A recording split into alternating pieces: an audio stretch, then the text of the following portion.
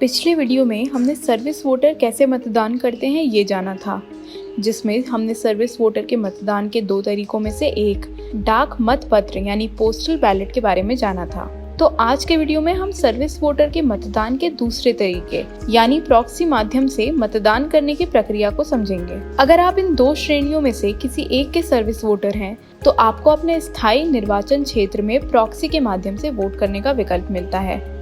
ये दो श्रेणियां हैं, सशस्त्र बलों के सदस्य यानी थल सेना, नौसेना और वायुसेना के सदस्य, असम राइफल्स, केंद्रीय रिजर्व पुलिस बल, सीमा सुरक्षा बल, सीमा सशस्त्र बल, भारत तिब्बत सीमा पुलिस, केंद्रीय औद्योगिक सुरक्षा बल, जनरल इंजीनियरिंग रिजर्व बल और सीमा सड़क विकास बोर्ड के तहत सीमा सड़क संगठन के सदस्य। अगर आप प्रॉक्सी वोटिंग के विकल्प को चुनते हैं तो आप वर्गीकृत सेवा मतदाता यानी क्लासिफाइड सर्विस वोटर कहलाए जाते हैं। प्रॉक्सी के माध्यम से मतदान करने का ये विकल्प राज्य के सशस्त्र पुलिस बलों या विदेश में सेवारत सरकारी अधिकारियों और राजनयिकों के लिए नहीं है। आप अपने स्थायी निर्वाचन क्षेत्र में रहने वाले किसी भी व्यक्ति को आपका मतदान करने के लिए अपने प्रॉक्सी रूप में नियुक्त कर सकते हैं, अगर वह व्यक्ति उस निर्वाचन क्षेत्र में कुछ समय से रह रहा हो और भारत का नागरिक हो, उसकी उम्र 18 साल या उससे ज्यादा हो, आपके निर्वाचन क्षेत्र की मतदाता सूची में वोटरों के रूप में पंजीकरण करने पर वह प्रतिबंधित ना हो।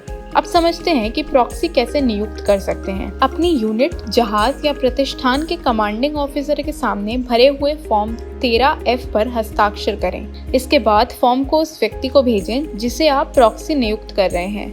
प्रॉक्सी को नोटरी या प्रथम श्रेणी मजिस्ट्रेट के सामने फॉर्म पर हस्ताक्षर करने होंगे और इसे आपके निर्वाचन क्षेत्र के रिटर्निंग ऑफिसर को देना होगा। आप प्रॉक्सी के माध्यम से मतदान तब तक कर सकते हैं जब तक आप सर्विस वोटर हैं। रिटायरमेंट के बाद आप सर्विस वोटर नहीं रहते हैं।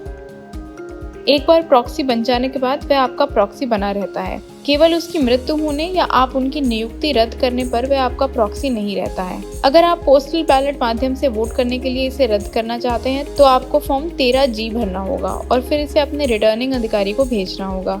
जैसे ही रिटर्निंग अधिकारी को भरा हुआ ये फॉर्म मिल जाएगा, वह प्रॉक्सी के विकल्प को रद्द कर देगा।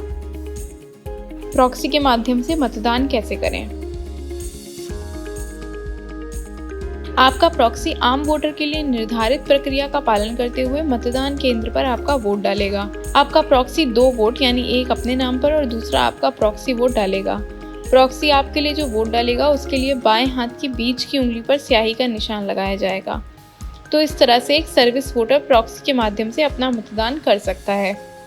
दोस्तों, इस वीडियो की जानकारी हमारे सहयोगी संगठन न्याया द्वारा उपलब्ध कराई गई है। आप इस तरह की और जानकारी और भारतीय कानून को समझने के लिए न्याया की वेबसाइट पर जा सकते हैं। खबर लहरिया, आपकी खबर आपकी भाषा।